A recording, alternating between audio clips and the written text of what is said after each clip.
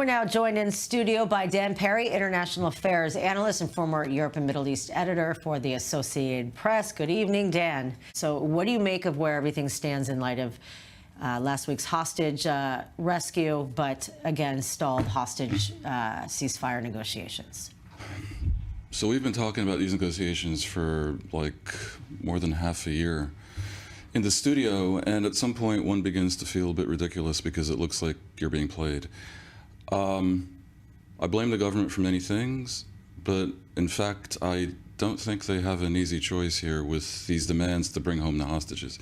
In Israel, you keep hearing about hostage families and various others demanding that the government bring home the hostages, but the price, I think, is becoming rather clear.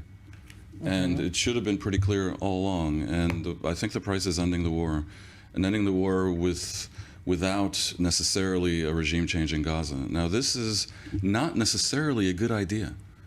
This is a complex and delicate, nuanced situation where whichever way you go involves a gamble. You know, I sometimes come in here guns blazing and make recommendations. I don't know what I would do. I think I'd go for the deal, but largely because of the other downstream aspects of the deal. If you bite the bullet, leave Hamas ground almost into dust, but nonetheless still probably able to execute a reign of terror on the Gazans in exchange for the hostages, that probably ends the fighting up north with Hezbollah, where embarrassingly and frustratingly, Israel does not have good options. And it opens the door to the grander design that President Biden has been trying to market here, along with Blinken and others, which would involve something quite important, a regional Western Israeli Muslim alliance against Iran. And Iran is the Islamic Republic, the regime in Iran is the head of the snake here.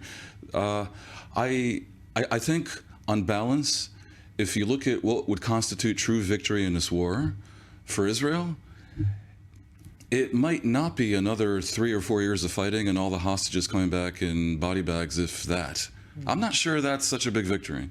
It might be better to create a situation of more deterrence with Hamas, because I got to think, given the level of destruction in Gaza, there will be some deterrence there.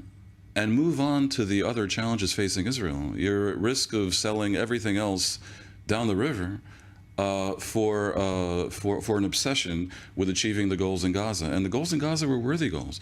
Destroying Hamas, great. Removing them from power in Gaza, a favor to the Palestinians. And returning the hostages, no one can argue with that. But those were, it emerges, probably impossible goals to achieve concurrently. And when you set an impossible goal in life, you'll always be disappointed. You won't just be disappointed. You're going to make yourself look weak when you fail to achieve it. Right. And Israel can't afford to look weak. So there's a point where if Netanyahu were wise and patriotic, he might throw Ben-Gvir and Smotrich, who are blackmailing him and have been for 8 months, to one side and do the right thing. I suspect that's the right thing. Again, not purely because of the Gaza part of the equation, which is hostages, receiving the hostages and ending the war and hoping they're deterred, but because of the other things that enables. Let's talk about the north. Obviously, things continuing to heat up. You know, Israel for months saying, okay, we're prepared to go in if we have to. But again, it's now more of the same, and incoming missiles and rockets. I mean, rockets are coming in. And then we have the trilateral proposal by France and Defense Minister Gallant basically getting mad. So with Lebanon, you have basically two different scenarios. One is if the war in Gaza winds down, then the current situation in Lebanon maybe can be contained for another month or two or whatever, and then you move to a diplomatic phase. If the war in Gaza drags on another 7, 8, 9 months, as many senior officials in Israel are saying and trying to prepare the public for, then eventually one of these hundreds of Hezbollah rockets is going to kill a whole bunch of people, and Israel's hand will be forced. It's almost a miracle that hasn't happened yet.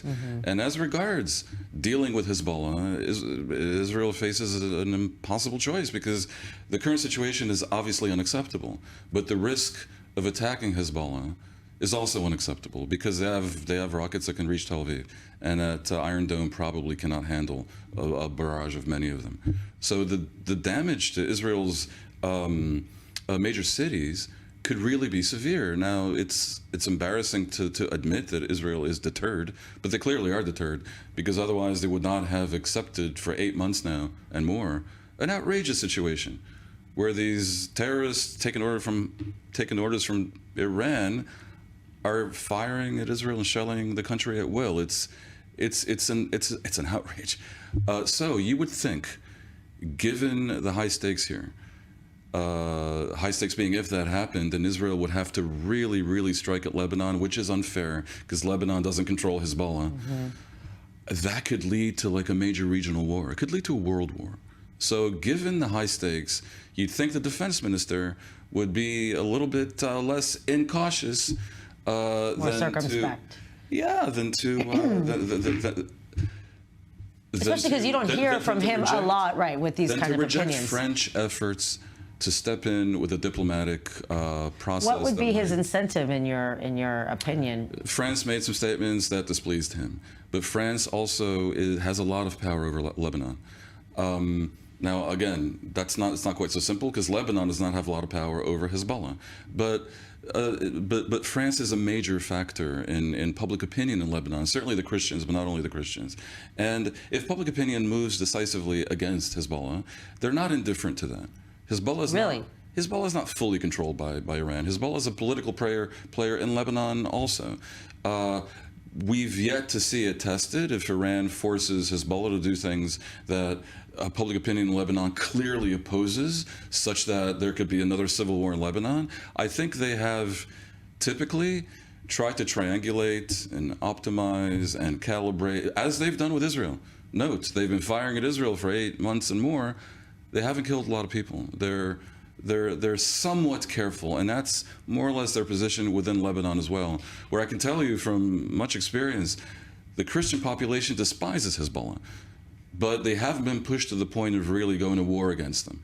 So I think a robust American French with an emphasis on the French intervention in Lebanon might be useful, and Israel should certainly not be indifferent to it and should absolutely not be hostile. Understand that there is another country that's willing to actually engage in this. In a way, it's one less thing that Israel has to take the charge of. Does Israel's cup flow over with allies dying to help right now? You got the Americans and the French, a little bit the Germans and the British.